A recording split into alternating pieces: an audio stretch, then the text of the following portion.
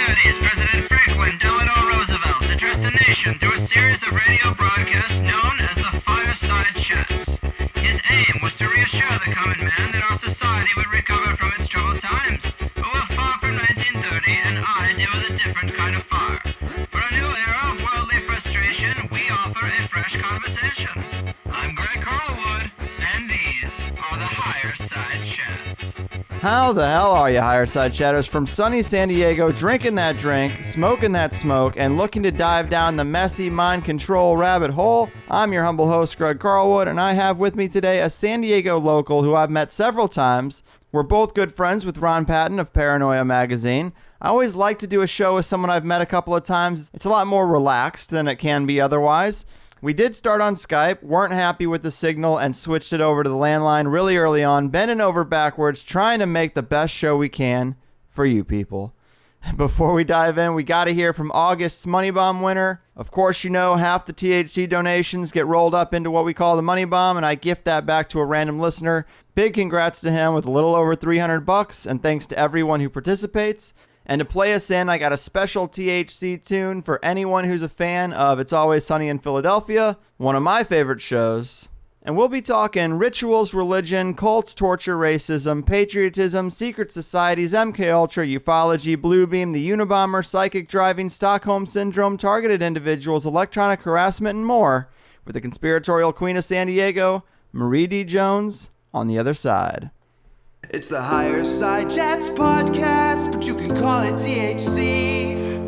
Always talking fringe ideas, digging up conspiracies. Stuff they don't want you to know, it's the stuff we want to see.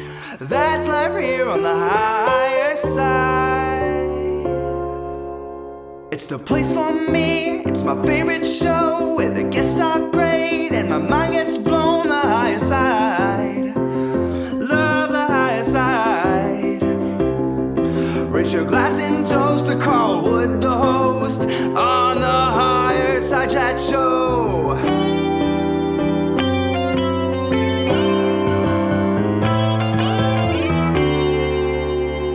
That's life here on the Higher Side Chat.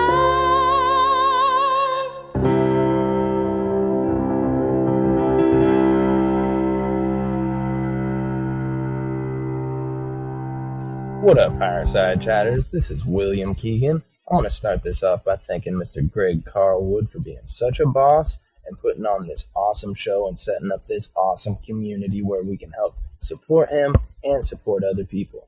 Personally, I'm going to be using this money bomb to set up more longboards for people and to be giving Greg back something extra.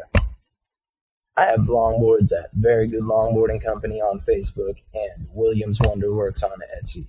Mr. Greg Carlwood, you are the man. Keep speaking the truth against the government and telling what's going on underneath the world and in our parks, man. Peace.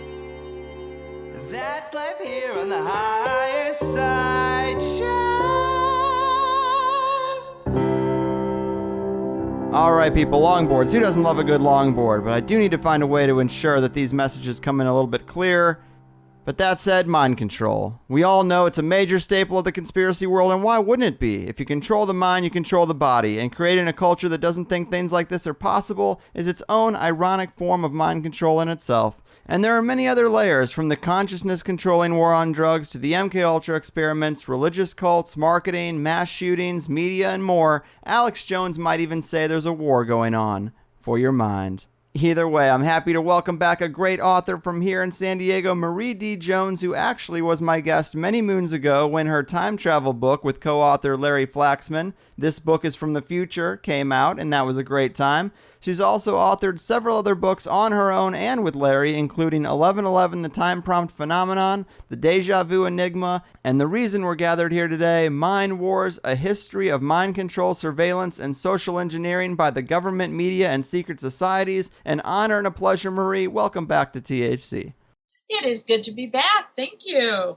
For sure. Thanks for being here. I really did enjoy this book. In it, you do a great job going over the vast array of branches on the mind control tree, and of course the history of mind control, like the title suggests, which is very interesting. There's definitely pockets of time, like the MKUltra project or the Inquisition, where it pops up in a major way. But to get the ball rolling here, where would you say we see mind control cropping up in its earliest form? I am absolutely certain that from the day humans walked the earth, we were trying to find ways to manipulate each other. Because I think it's part of human behavior, the desire to control somebody else's thoughts and behaviors and actions and get them to think your way and see your way. I mean, it's a part of interpersonal relationships. I think that's where it's the most obvious to people, aside from all the, spooky kind of tinfoil hat stuff. So I can imagine that even during primitive times, there were methods by which people were trying to manipulate others. But, in terms of written history, where we start to see it really show up is in ancient times in the form of ritual and in the form of trying to get people to behave certain ways to appease the deities. And sometimes that involved torture and abuse. Other times it just was about a very structured way of behaving that would either get you into, the inner sanctum or not. You'd be an outcast. Yeah. So that's kind of the earliest where we see some real evidence of it in our own history. Right on. And you do spend some time in the beginning of the book talking about ancient rituals and this cultish behavior, and I definitely think that the Abrahamic religions have been the biggest mind control factors in recorded history, but do you think there was ever a time when rituals and traditions were more about actually getting real results for things like a spiritual journey or genuine entity contact, or do you see it as mind control from the start? No, I think that, ritual can be used in beneficial ways and, very positive ways. It can be very beautiful. I think it's only corrupted when the people that are, the authority figures are the ones that are looking for a very specific outcome. Yeah. And organized religion is absolutely number one on the chart. But I think, there were times when rituals were used to really just sort of commune with nature. And certainly in the more pagan traditions, to kind of become one with the forces of nature, and maybe even learn how to use them for your benefit, or to try to help you grow crops or whatever, and have fertility rites and things like that. So it's a part of our culture, and it's a part of our culture today. I think we all have little rituals that we do in our own lives, and certainly anybody who belongs to any religion today, there's still those rituals that they practice in their own church. It's just when it's used to control and to dominate, to suppress, is where you get into trouble. Yeah. And ritual, again, was often, taken to the extreme and used in addition to torture to get people to behave the way that the authority figures wanted, or the way that they interpreted the gods and goddesses wanted them to behave. Because, religion, even today, we have, oh my God, just look at the news. We have people who think they know the mind of God and what God wants, and they're going to make you fit into that little mold no matter what they have to do. So. Yeah, I really do like the idea of an ancient golden age where we started these types of practices because they worked for the intended purpose, but our understanding maybe has degenerated and it's been hijacked by wealth extractors and those big religions. But it's been messed up for a long time. You write about the cult of Dionysus in ancient Greece, and I'm pretty sure the name will ring a bell with some people, but tell us about their beliefs and practices. Some of it's pretty out of control. Well, Dionysus was the god of wine and decadence and love and all those wonderful things that we label today as being bad news or things that you should avoid, hedonism. And I think it's really about your interpretation of the gods and goddesses. So you could take something like worshiping wine or worshiping the god of fertility, and you could do that in moderation to where it's something enjoyable and even pleasurable. But, there are people that are going to take it to extreme, and there's a festival where people pretend to hang themselves. It's like to symbolize their death. They don't do it I mean, they're not really hanging themselves, but it's a symbolic act. I think that was one of the most important things about ancient ritual, is that it was very powerfully symbolic, to the point where some cults, and when I say cult, I really am talking about an actual cult, but these were more religious cults that were focused on the worship of a deity rather than a human being who claimed to be a deity like we have today. But there were many that sacrificed humans or sacrificed children or had blood rituals, and that's taken it a little extreme. And in their minds, though, they're doing it to appease a certain god or goddess to try to gain favor. And so to them, it's not a problem. Whereas to us, it's like, you people are freaks. You're taking it a little bit too extreme. But if you even look at modern day cults, there are some cults that are very innocuous. People go, they're like communes, and everybody's into growing their own food and just living peacefully and whatnot. And then there's all sorts of extremes that can go to where you have a suicide cult like Heaven's Gate, which was, as you know, in our own backyard. So it really has a lot to do with I think the willingness of the participants and the motives of the authority figures at the time. Yeah, I'm with you there. And you also talk about an ancient Hindu cult that I thought was pretty interesting, based in Shiva worship, called the Aghori, and that had some pretty far-out rituals. I don't know if you remember them, but if you do, can you tell us a little bit about what they did?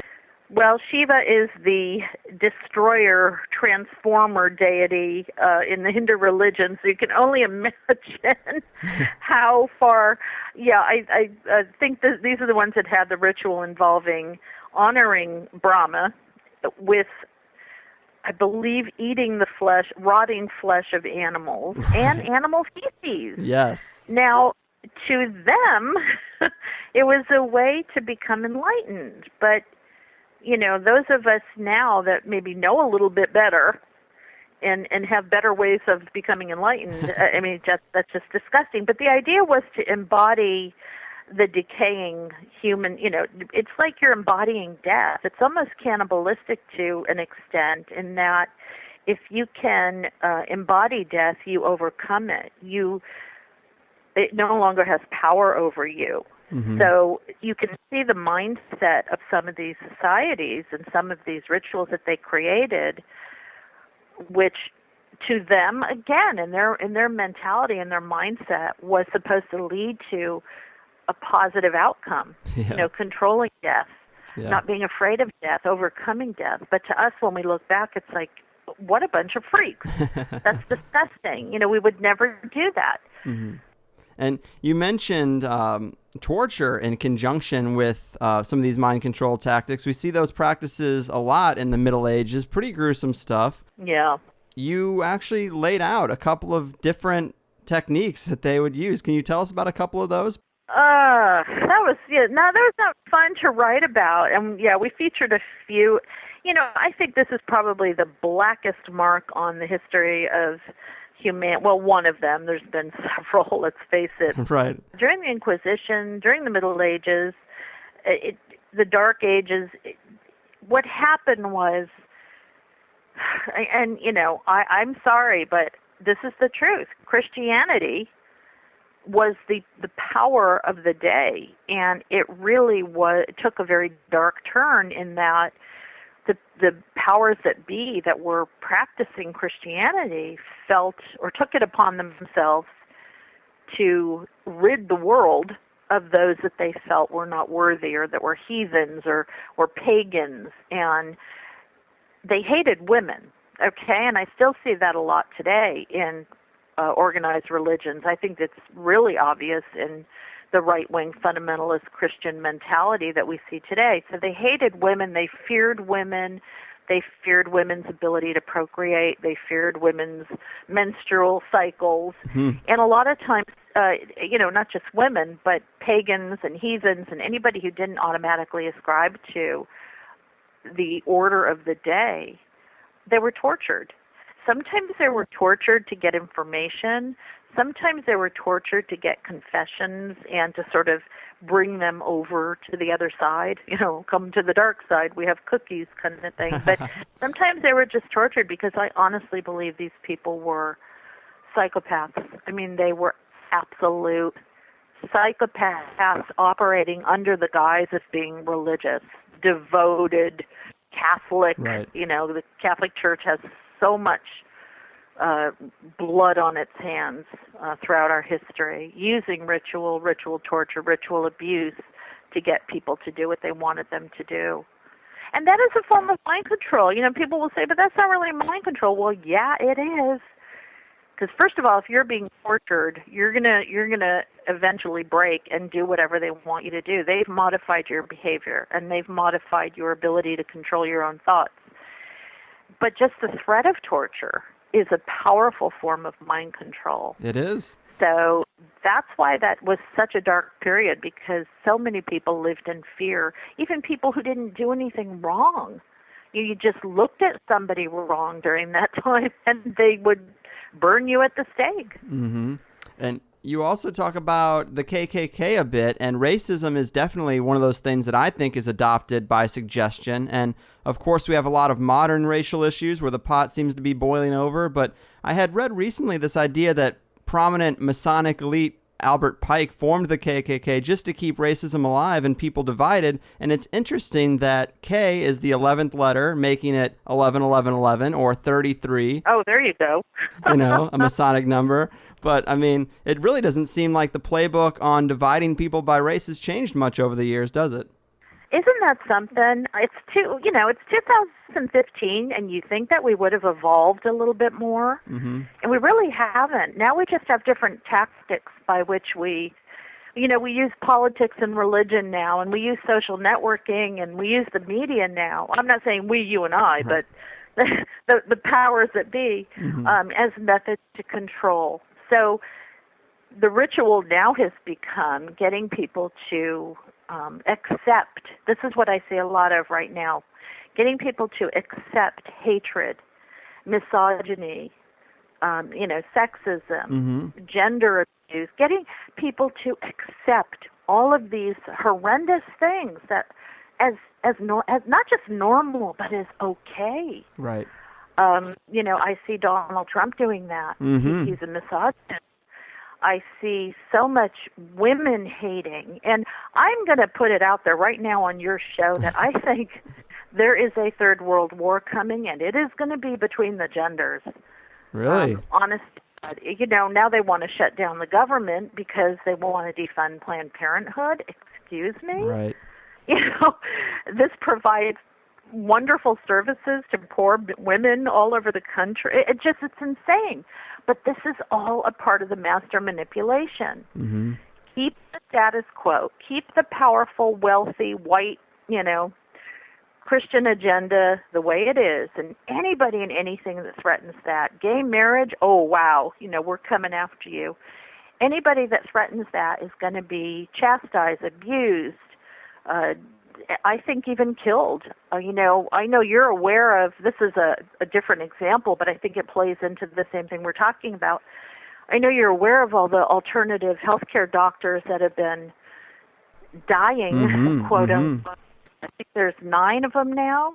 Yeah, I actually just talked to someone who said it was up to 13. Oh, my God. And some of them, if not all, were anti-vaccine, which I am an anti-vaxxer. And so just the idea that now if you try to step outside of the little box that the powerful entities want to keep you in, they'll murder you. They'll keep you powerless. They'll take away your jobs. They'll take away your rights. They'll take away your ability to have a healthy life. It's insanity. And this is all, like you said, a part of our history.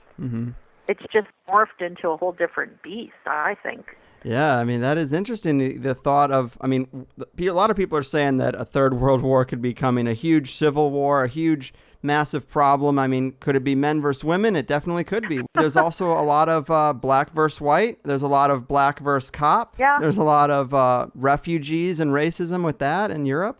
Yeah, there's a lot of it's insanity. I mean, okay, so who gains? And this is a question, to always ask when we're talking about mind control and behavior modification of the masses is who benefits? Right. Who benefits from turning men against women? Who benefits from turning blacks against Mexicans against gays? Who benefits from turning transgenders against Christians and Christians against Muslims? What this is to me is just one big massive distraction. Yes. Get us all hating each other and killing each other and bitching and moaning at each other so that what's happening way over here in the corner can just happen, right, without any of our interference. And that's really frightening, and people just don't realize that that's what's going on.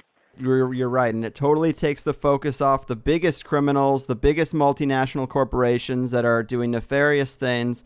They're looking for any scapegoat, any place to shine the spotlight that isn't on them. Don't look at the banking system. Don't look at Monsanto. Don't look at the vaccines. What you need to look at is these Mexicans that are coming across the border. This is your problem, guys. That's what the media is telling us. Exactly. And how would you feel if you were Mexican in America and Donald Trump actually had a chance at being president? I mean, you'd probably feel pretty disenfranchised from your neighborhood, I would feel like. Exactly. Yeah, and as a woman, that too. The level of hatred that I see coming from people who are actually claiming to be religious is astonishing. Right. And also seeing though that some of these people have women supporters. Now, when you see something like that, that is a perfect example of mind control and brainwashing in action, where you can actually have people who support your agenda when your agenda is to destroy them. That is it. You've reached the pinnacle of your ability to control other people. When you're a misogynist woman hater with female supporters. What the heck is going on here? And that's just an example of how charismatic these people are. As far as I'm concerned, politicians and a lot of religious leaders are no different than the cult leaders that we've seen on the news. Right. Tian Do and David Koresh and Charles Manson and Jim Jones and all the rest of them. It's just that these people have a bigger media platform by which to speak from. Right. And it is definitely funny to see women supporting someone like Donald Trump when he's made so many derogatory statements. But, people vote against their own self-interest all the time. Whether it's a woman voting for a misogynist or a poor person voting for a capitalist like Mitt Romney or Donald Trump. It's kind of funny that people vote against their own self-interest, but it cuts the other way too, because people also want someone who's on their team. So you'll have women supporting Sarah Palin or supporting Hillary Clinton, or black people supporting Obama just because they share one trait. Yeah, I agree. And it's ridiculous. Yeah, it is. We have to start thinking about the people on our team or the people who think like us, not necessarily share one specific trait, Right. And what is better for the country as a whole? And here's the thing. People, like you said, people are voting against their own best interest because I truly believe they've been brainwashed. And people hear that word and they cringe and they think, oh, I saw a Manchurian Candidate. This is not that. Guess what? It is. It is. It is. But the brainwashers are different. And back in the days of MK Ultra, the goal was to learn about brainwashing because our POWs during the Korean War had been brainwashed, and we wanted to know how can we do that too. and it's morphed since then. It's grown and evolved into people in our political arena, in our religious arena, in the media, corporate entities. They're all trying to hang on to their own power and their own ability to stay above, the populace. And they're using so many of the same techniques. I agree. Do you see the encouragement of patriotism to be another similar form of mind control, implying that one group is better than another because of their geography instead of race or gender. Well, it is one of those, 14 tenets of fascism, to wrap yourself in nationalism and wrap yourself up in the American flag and carry the cross, and all the while you're preaching hatred and destruction and, killing the poor and taking away health care from people. Mm-hmm. It's insanity. And here's the thing. There's so much love and respect in this country for the military, and, rightly so to an extent, that if you speak out and say, but wait a minute, we wouldn't have to worry so much about our military if we would stop putting them in wars that never should be fought in the first place, so that the rich and powerful could keep getting more rich and powerful. People will just look at you like you're the enemy, even though you're speaking the truth. Mm-hmm. Yeah. It's insanity, And the patriotism, that's a hard one to fight, because what do people do? You're not American. Mm-hmm. You must be a Muslim, or, you're anti-American. And yet my understanding from the time I was a kid and paid attention in history class was that to speak out against the ills of your country and its, power figures was more American than anything. That's what we were supposed to be all about. That's true. And it's definitely changed. It has. And you also write a lot about secret societies, too, and the idea that a major tenet is swearing allegiance to the order above all other interests, which, of course, is a technique of total dominance and mind control. But that also has to be a key factor in some of these groups' successes and rises of power. I mean, how much clout do you think some of these secret societies have in modern times because of that tactic? I don't know, because I don't know a lot about whether there really is an Illuminati and this, that, or the other thing. But I do know, because it is something provable and something that you can see, that there is a very small group of very powerful people who call the shots. Now, whatever you want to call them, I don't care. Mm-hmm. They operate, again, like a cult, and I think they do use their own laws by which, if you are a part of that secret society, you abide by them, or they'll probably have you killed, or you don't get to be in the big boys club. I'm sure there's a few women, maybe, who knows, but I think it goes back to this idea that if you're in a secret society, whether it's the Rosicrucians or the Templars or the Order of the Golden Dawn, whatever. The idea of a secret society is that you are elite. You are chosen. You're different from the unwashed masses. And you prove that by accepting the laws, following the rituals, and behaving the way that you were told to stay in good standing in the society. Well, gosh, that sounds an awful lot like church to me. I don't go to church anymore, but, and I know a lot of churches, I've been in a few, I know a lot of them are really wonderful places, but, there's a lot of more fundamentalist churches that almost act like a secret society. And if you don't abide by the rules, I've had some friends that have escaped the clutches of Calvary Church. Well, I'm not familiar with Calvary.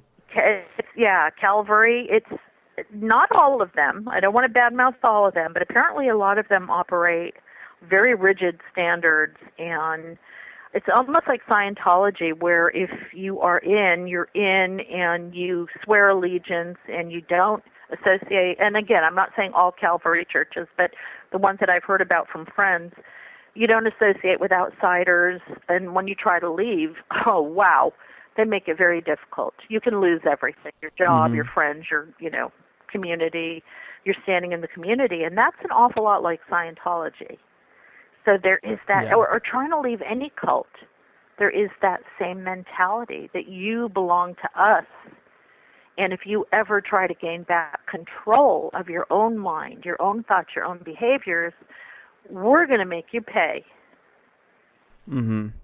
Yeah, I am a huge critic of religions, of course, and I did grow up Catholic, and luckily I wasn't in something more like Mormonism or Scientology, something that's a lot more oppressive. But, when I was a kid going to church, I, of course, hated it, but it seemed very normal. It just seemed like something people do. And then I went probably 10 15 years without going, and I had a friend who had a very traditional wedding, and I'm sitting there hearing the chanting, hearing the standing, kneeling, sitting. Everyone's like a zombie. I was like, wow, this is a lot creepier than I remember it as a kid. This is kind of messed up. Yeah, and it's funny because I was raised Roman Catholic too. I grew up in New York, Italian, and I used to love going to church when I was little because I thought the rituals were beautiful. The candles and the chanting and the pomp and the elegance of it. I thought it was beautiful. It was only till I got older and realized what they were saying that I was like, whoa. Yeah. But it does show you. And I think that in those situations, those kinds of rituals are meant to put the churchgoers in a little bit of an altered state of consciousness. Oh, I agree. I remember, the chanting and the candles and incense wonderful smells, and it's all supposed to make you feel very peaceful and almost submissive. If you look back on it now, my thought is that it's a way to make people feel more open to getting the message that they were then going to get, with the spoken word. But again, a perfect example of the use of ritual to get you in a certain mindset, right, so that you then go out and do the biddings of the religious institution that you belong to. Mm-hmm. And fill up that collection plate. But yeah. We do have to dedicate some time to MK Ultra, although I think everyone here will be pretty familiar with the basics. But what are some details you came across researching it that are a little bit deeper that you found most interesting? Yeah, I figured most of your listeners know the history of MK Ultra, why it was formed, who was behind it, what they did. But for me, and I didn't know a lot about it, I really was surprised by how extensive this program was and how many different institutions, over 88 different institutions were involved. And, the origin of some of the methods, and I use that word lightly, coming from Nazi scientists that, were brought over during Operation Paperclip after the Second World War. That's very frightening to think that, and here again is a perfect example of using something so sinister to try to turn it to our benefit, and a part of our history that most people don't know about. But what really kind of surprised me was some of the little things that came out. Like there's not a whole lot of proof that this happened, but I was asking Nick Redfern, I said, hey, is there any link between the UFO enigma and MK Ultra? And he said, oh yeah, there's some elements of MK Ultra that may have involved, and I love this, fabricating UFO sightings and close encounter experiences. Yeah. And that may have been done in the early 1960s, which, was the Exeter, New Hampshire, Betty and Barney Hill incident, that whole time period where the abduction phenomenon kind of was presenting itself. Yeah. And just starting to think back on all of the UFO sightings and reports and wondering, okay, now, in addition to all the other theories that are out there as to what this phenomenon might be, now we have to throw this one in. Yeah. Fabricated, and I read an article, it was probably about a month ago, and I wish I would have saved it, but I saved bookmarked so many things, and then I have so many bookmarks, I have to clean them out. Me too. But it said something about the military, and I don't know if it was the Army, Navy, whatever, but they had mastered the ability to project into the sky an image, a three-dimensional image of like a fighter jet. Blue beam, yeah. And I thought, oh, come on. Okay, first of all, this probably came out of this MK Ultra research. Second of all, now does that mean that, in a year from now, because we know how technology is just exponentially advancing so much. So in a year from now, does that mean that we're going to be fighting wars with holographic projections of fighter jets? And it really makes you wonder how much of our history, how much we've experienced has been manipulated. Right. Go back to the X-Files with, the cigarette smoking man, and this idea that there's been so much manipulation of history, and you hear things like that. One of the other things that really fascinated me was finding out that, like, Ted Kaczynski, the Unabomber, was an MK Ultra subject. Right. I was blown away by that. Mm-hmm. I did not know that. So yeah, and he was young. He was a Harvard undergrad who took part in a psychological study, and a lot of, well, I don't know if I should say psychologists, but a lot of researchers later thought that perhaps what he experienced during the MK Ultra study that he was involved in could have led him to become the way he was, right. The Unabomber. Yeah, totally. And then hearing about Whitey Bulger, because, there's this Johnny Depp movie coming out where he plays the Irish mobster, and that Whitey Bulger had volunteered when he was a prisoner. I forgot what prison he was in, but and I don't think we wrote about this in the book. I think I found out that later. He had volunteered to be a part of MK Ultra, and they were studying apparently a drug that was supposed to be for Alzheimer's. And he, this toughened, hardened mobster who killed people, and he was just an awful human being, was so drastically and emotionally affected by it that he said, I don't want to be a part of this anymore. That's how traumatic it was. It's like a Obviously, Clockwork Orange. Yeah.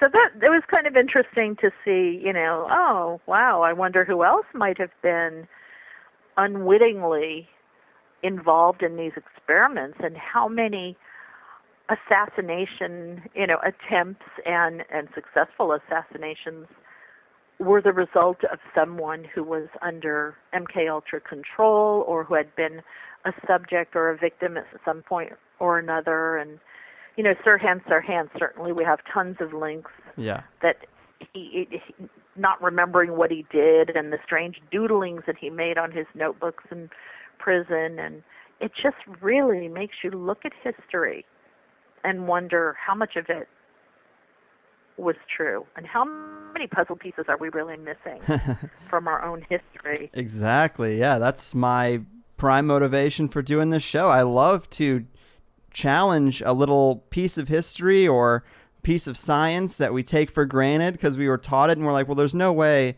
that could have been fabricated. And then you're like, well, let's take a look at it. Maybe let's spend 2 hours on the idea that it was, and then who knows what you're going to end up thinking. And you have to, and again, I always want to know, it's just I think as a writer and a researcher, and I'm sure you're the same way, I always want to know why. Like, if you fabricate UFO events, if you fabricate alien, experiences, whether it's just somebody seeing something in the sky or an actual full, close encounter of the third kind where there's contact, who's behind it, and what is the motive? Is it just so they can see how far they can push the human mind, or are they planning something? Because this happened in the 1960s. We're now in 2015, and we still don't have any UFO disclosure to speak of. We still haven't had that big, massive invasion that, the entertainment industry loves to write about. So I'm always kind of wary as to, well, what was their real motive and agenda behind some of these experiments? Was it just because they could do them? Right. Yeah, it is a curious thing.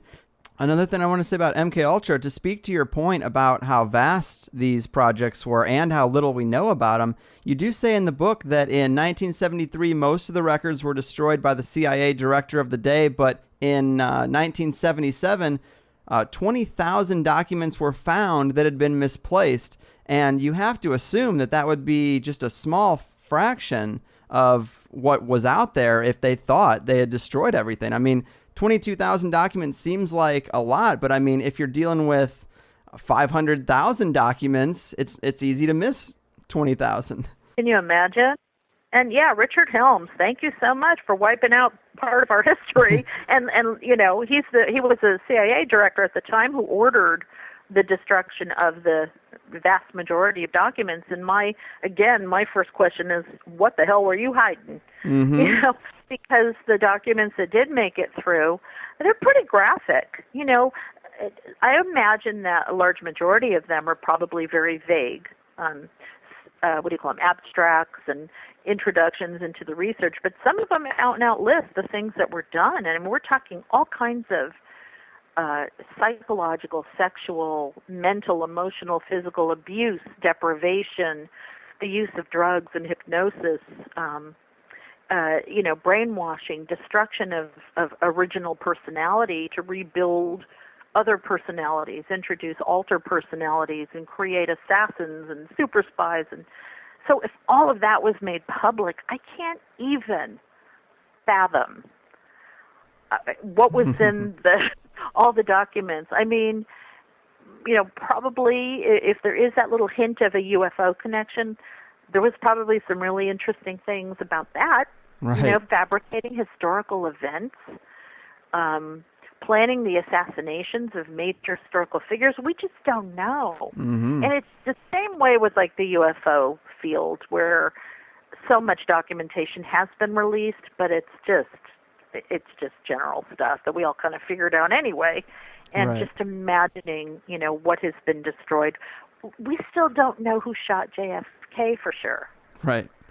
So, we don't know much about our own history. And one really far out a possibility for the motivation for the UFO movement, the whole thing being a fabrication, is people who take the idea of a holographic universe or a simulated reality to its extreme. They say, well, this was an attempt to make our fishbowl look much bigger, and yeah. And that is a huge can of worms that I think is a really interesting road to go down. But a rabbit hole. Yeah, there had to be some kind of motivation. And we also heard, didn't Reagan give a speech where he mentioned an outside invader around the same time, kind of leaving a mental breadcrumb there too? I mean, some people think it was also, the idea was to get us to the one world government, because you need an outside enemy that isn't even human. Yeah, because, like we were talking about earlier, look at us today tearing each other apart over the fact that I have two breasts and, a vagina, excuse me, mm-hmm. and guys have other organs, or my skin is white, your skin is black. We've become each other's enemies. But the way that you're really bringing us together under one great grand agenda is to, like you said, you have got to introduce such a powerful external enemy that we all become submissive little lambs. All of us, we all fall in line. Now, that hasn't happened yet, and I don't know if it's because they're just not interested in mm-hmm. taking us over, or because the powers that be haven't planned the grand fabricated event yet. But you are absolutely right. If you truly want to bring, and I'm not just talking about the population of the United States of America, I am talking about if you want to bring the global population to its knees, you introduce an outside threat. Yeah. And that's the only thing I could think of. I mean, Well, it's like they can't pull off the alien thing just yet. Maybe they don't have the full technology or capability to make it believable, so they use ISIS. There you go. Oh, absolutely. You fabricate an enemy at least that half the world will hate Right. Yeah. and mobilize over, Mm-hmm. Absolutely. And this is mass mind control. I mean, it's one thing where you have these government programs like MK Ultra, which supposedly ended Right. officially. I love that word, but you and I both know it went on. Mm-hmm. It just went deeper underground, deeper black, and probably shattered into a lot of smaller programs with names that we can't even imagine. And I know that there are a lot of people writing about that have wonderful books. They're really digging into that. And I talked to a woman who works in the prison system, and she said, oh yeah, they're still coming in and experimenting on prisoners, willingly or unwillingly. But wow. Yeah, definitely. That's one form of mind control, and the interpersonal is another. But if you really want power, you go for the mass manipulation. Right. And hatred and finding people's differences seems to work a whole lot better than love and light. And Right. I mean, I guess fear is the prime motivator, and I hate to say that, but it is the truth. Right. I mean, they say sex sells, but it really doesn't hold a candle to fear and violence. Absolutely. Sex may sell, but fear is going to get you the power, you know? Yeah. Because what is behind, hey, think about it. What's behind the sex sells? That if you're afraid that if you don't buy this product, you're not going to be sexy. Right.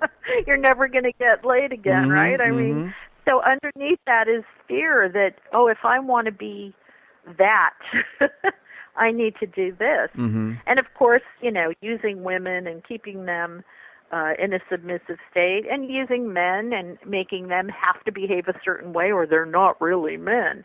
This is just insanity that we expose ourselves to. That's true. And they use like only the top most beautiful models for both men and women. So then, you know, when that's the only thing you see in magazines, TVs, movies, you start to feel inadequate about yourself. Absolutely. Yeah. How many times, yeah, I mean, I'm older now and I don't give a crap, but I can tell you, you know, as a young woman, I had to fight really hard to not buy into that. And I mean, as a writer, luckily I don't have to really care about looking like a model, but even then I was affected by it because it's such a part of society. And now I look at girls today that I know, and oh, the pressure, it's insane. And a lot of them end up committing suicide. That's true. Doing drugs, you know, cutting and self-abuse. But it's happening to young guys, young boys too, that there are these standards that are so high that they have. And what is that? It's like cult mentality. You conform, you do this, and you're going to be one of the golden people. And most of us can't live up to that, you know? Oh, no. I lived in Pacific Beach, so I know all about feeling inadequate and ridiculously high standards. But you made your own. Right. I just stay inside and talk on the microphone. Yeah, you go. So in terms of MK Ultra, we have heard about a lot of the players involved, but this guy, Donald Ewan Cameron, he's someone that I don't know if we've ever really talked about at length before. What was his role in MK Ultra? He was carrying out a lot of experiments himself, right? Yeah, he was a pretty nasty figure, and apparently, you know, MK Ultra was supposed to be strictly an American program, but there were some strings that were pulled that allowed this. I almost said the word gentleman, but he was not a gentleman at all. He was a Scottish psychiatrist, and he was involved with McGill University in Montreal, and somehow was able to conduct some of the American MKUltra experimentation. I don't know how he did it, if he got his victims or subjects from the American side of the border, but he ended up becoming the most notorious figure associated with MKUltra because of his technique that he had called psychic driving. And psychic driving literally would put the subject into a trance or a coma, almost, you know, like an insulin coma or some kind of drug-induced coma or trance. And he would use this looped tape of his own voice that would put in messages, and he claimed that they were positive and that he was doing this to study ways to help people positively. Yeah, right. But it would just loop memories onto their subconscious mind while they were in this totally submissive state, and literally reprogrammed their subconscious. Now, I can see that being a really good thing. For example, if you want to quit smoking, you know, your doctor tells you keep smoking, you're going to die. You want to quit smoking, you want to lose weight, you want to get over your fear of socializing or something. We do have things like self-hypnosis and even regular hypnosis that can really help get into the subconscious and clean out some of those fears. But he took his to such an extreme. This is one of the hallmarks of the MKUltra program, was the fact that the researchers and scientists were given carte blanche to do whatever they wanted. There were no rules. There were no guidelines. There were no ethics. So some of the people that allegedly, you know, and later there actually were some payouts. So these people really were his victims that he experimented on. They were young. They were young girls. They were young kids. He was giving them LSD. He was putting them into deprivation chambers. Sometimes they didn't eat for days. He had what was called a sleep room. It was kind of his little torture chamber. He absolutely took his experimentation to a major extreme. Right. And a lot of his work, obviously those declassified documents exposed him. And I know that there were some settlements from the CIA that were eventually made out much later in the 1980s to some of his victims. Was, drop in the bucket compared to what they went through psychologically. But, yeah, psychic driving, I mean, maybe. And here again, you have to ask yourself, did he start this out with a true motivation of wanting to help people? I don't know. Or was he just one of those mad scientists who they're so focused on what they're doing that their subjects aren't even human to them anymore, they're objects. Right.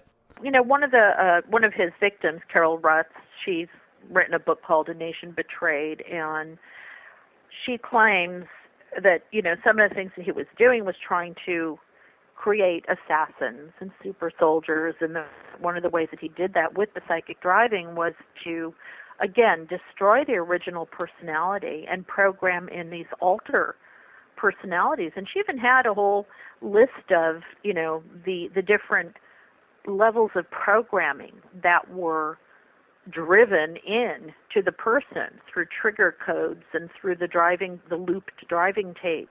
Mm-hmm. And that was absolutely fascinating. Yeah, another thing about her that was interesting was you mentioned in the book that she was apparently turned over to the CIA by her grandfather at the age of 4, and that's how she got involved in these experiments. I mean, that's dark. It is, and I have heard so many stories about families that were somehow tied in to some of these researchers or possibly the government itself or the CIA who did do that. Now, whether or not the families knew what was going to happen, we don't know. They may have been told, we're doing some psychological research with young children. It's not going to hurt them. You're going to be paid a bunch of money for their call. We don't know. But it also could be that they were a part of this. A lot of people think that this was associated with satanic beliefs and satanic ritual abuse, and I don't know. I don't know if MK Ultra was linked to that or if that came later and morphed into something on its own. But to give up your child to something like that, to even let your child be a part of that, come on, I'm a mom. I would never in a million years let anybody do that to my son. And yet, there have been times that when my son was younger and he was having some really crazy issues that, I went to the doctor and she said, well, maybe we should put him on Risperdal. And I was so desperate that I thought, okay, well, let's try. Maybe that'll help him. And, 6 months later, I took him off at cold turkey because he became a demon. Wow. But I as a parent, I have to step back a little and say, okay, were they in the same situation where maybe they were told that this is going to benefit other children, and then they realized what happened? I don't know. And in her situation, I think it might have been, sort of a standalone situation. But I did talk to a couple of survivors that said the same thing, that when they were young girls, maybe 8, 9 years old, a little bit older, one lived in London, and she said she was taken to America. And I have to take everything people tell me with a grain of salt, but she had a lot of dates and names and statistics, didn't want to be known, didn't want to write a book, she just wanted me to know so that if I heard of other stories, I could put them in touch with, and it was like, do I believe these people? Do I not believe them? What goes on behind closed doors in our own government is more to fear than any ISIS well said. May or may not exist out there.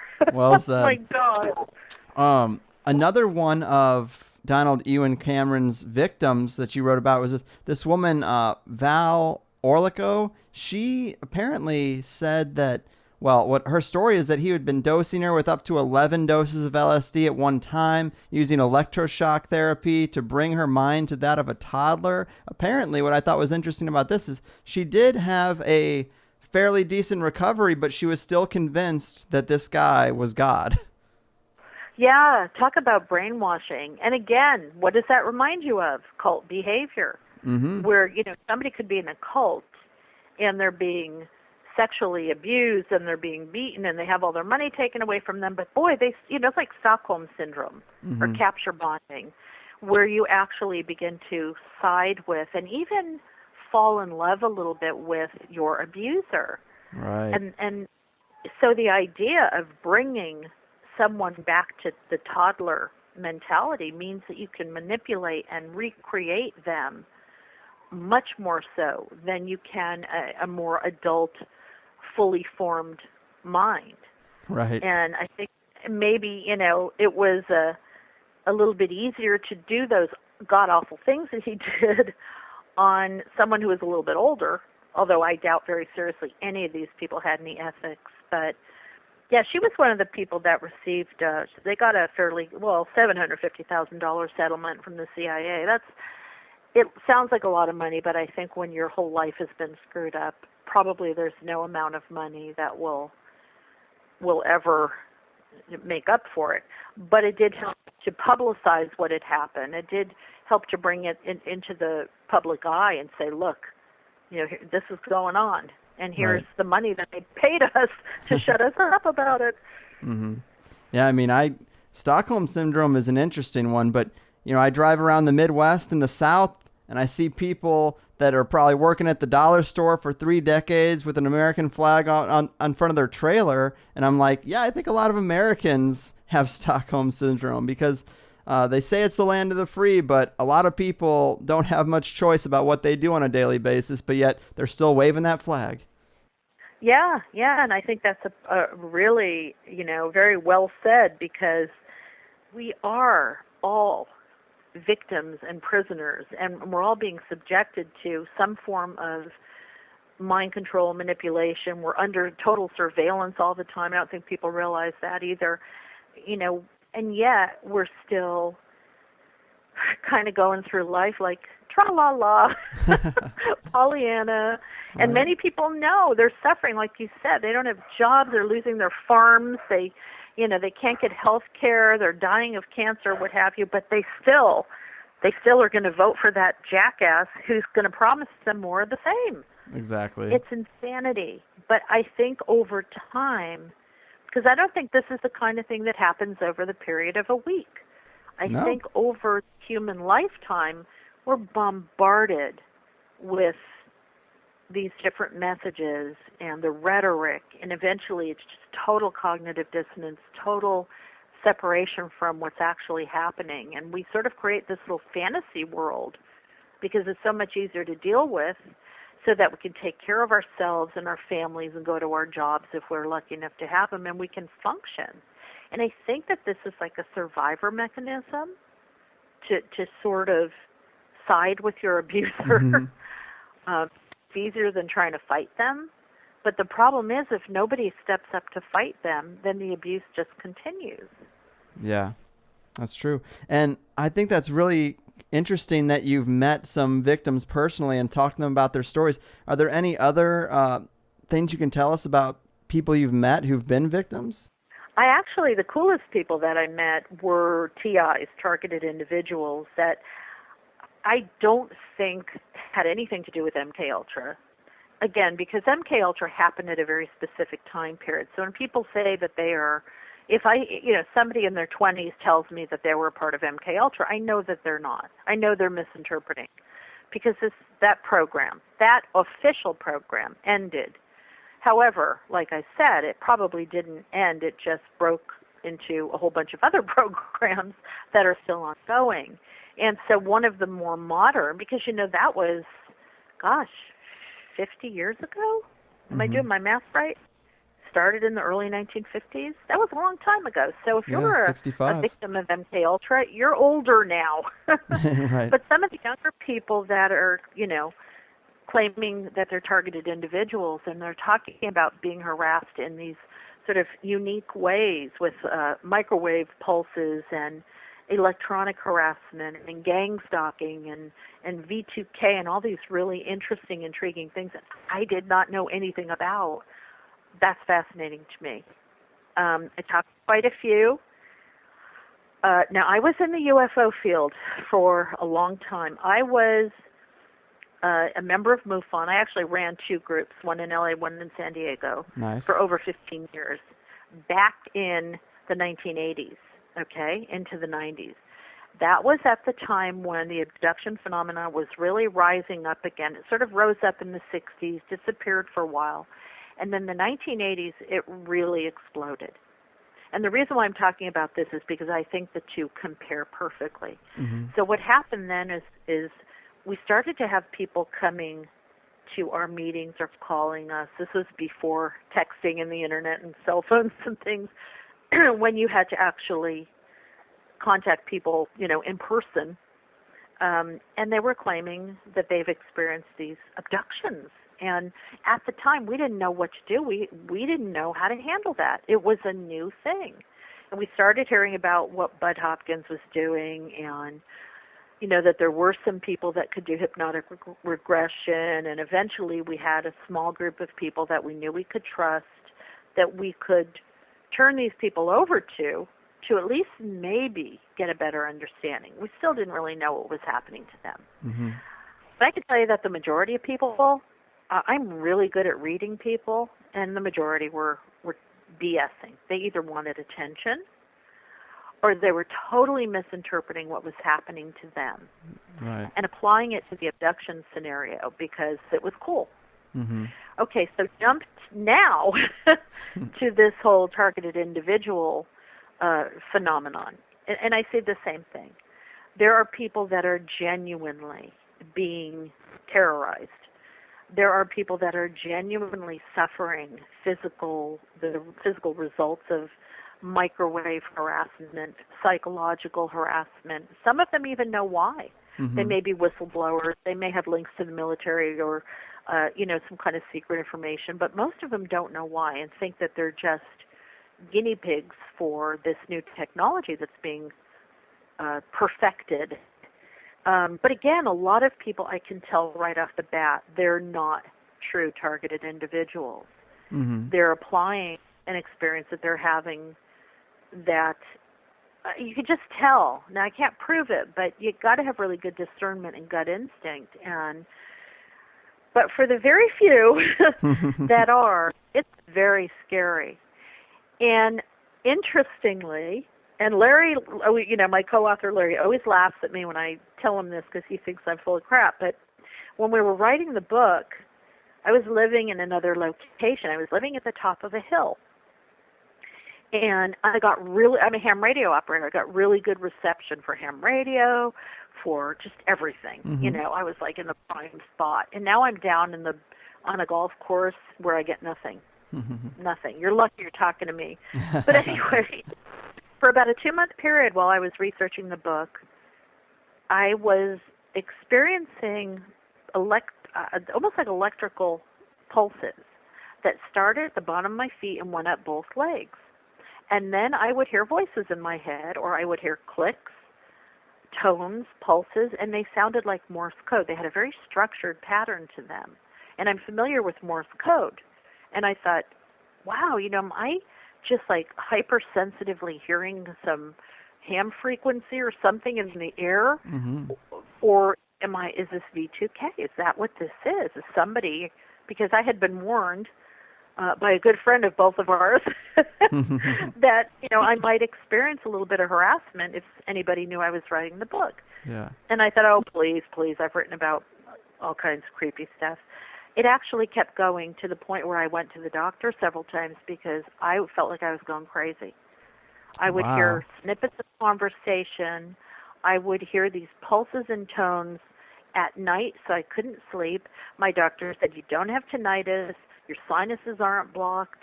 It's she just didn't know. My main concern was MS because one of the symptoms of MS is electrical pulses in the legs. Wow. We ruled out everything, and I think she thought I was crazy. But when I moved and the book was turned into the publisher, it stopped, and I've not had it since. Now, I don't know what that was. Yeah. But I can tell you that it drove me crazy enough that I in fact, I saw my doctor twice. I love my doctor. She's so cool.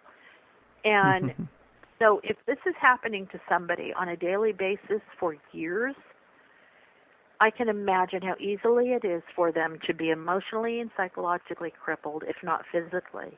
Right. What a perfect way to control and disable and disempower people is stealth technology that you don't see.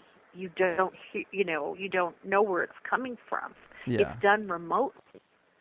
So that just really freaked me out. Yikes. In terms of talking to some of the people, that I really felt like, wow, this is somebody that I think is really very credible and genuinely terrified.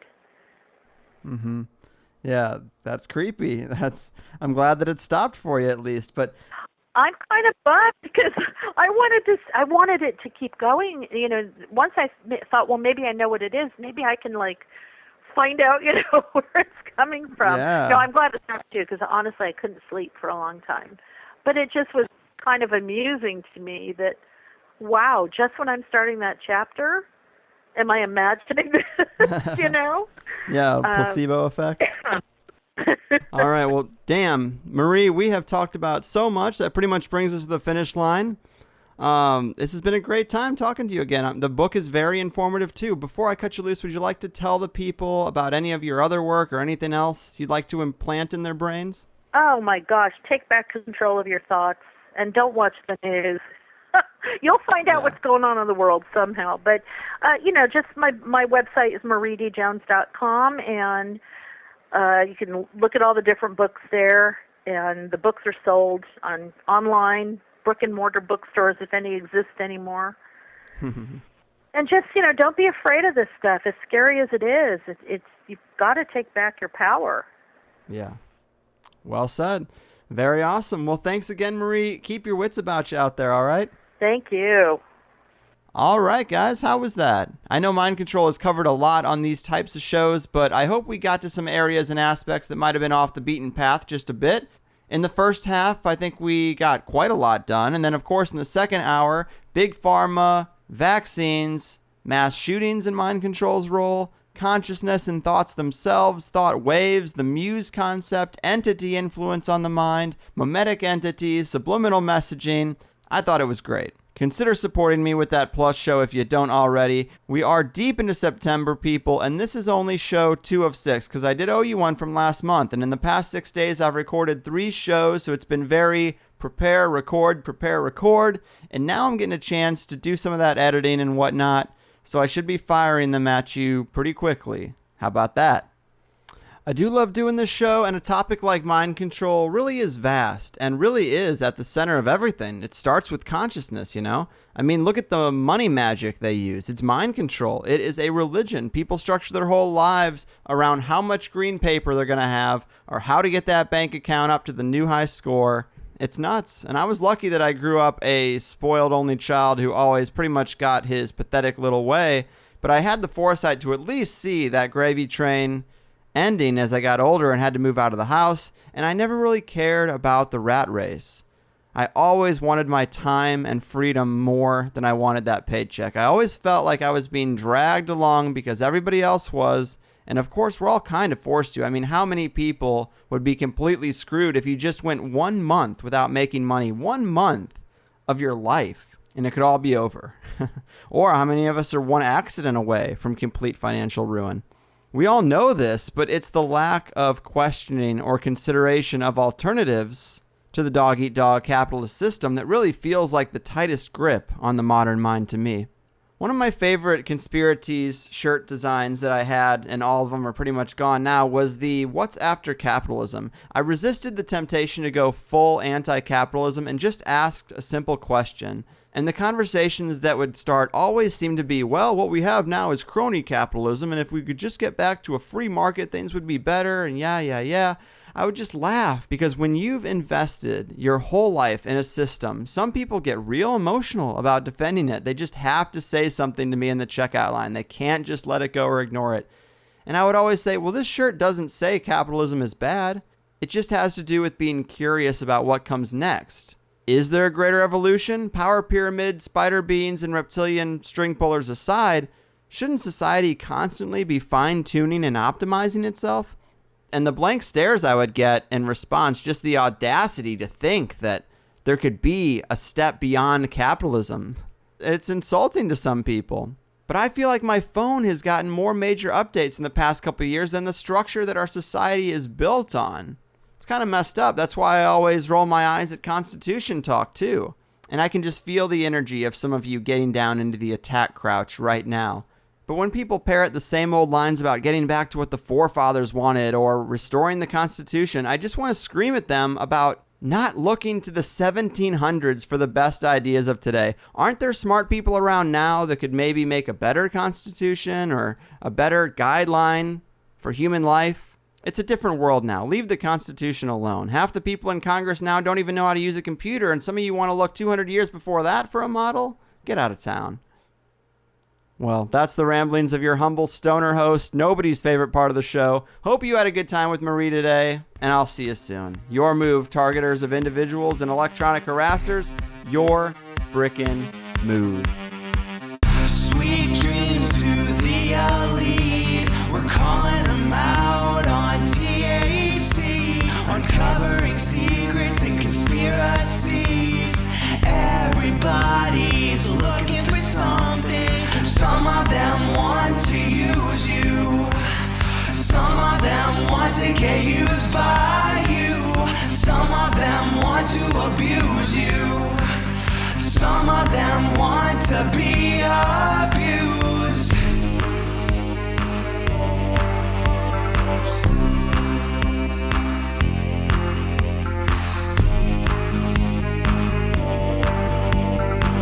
Sweet themes on THC. Who the hell could disagree? We know the rabbit hole goes deep. Everybody's digging for something. Some of them want to use you. Some of them want to get used by you. Some of them want to abuse you. Some of them want to be abused.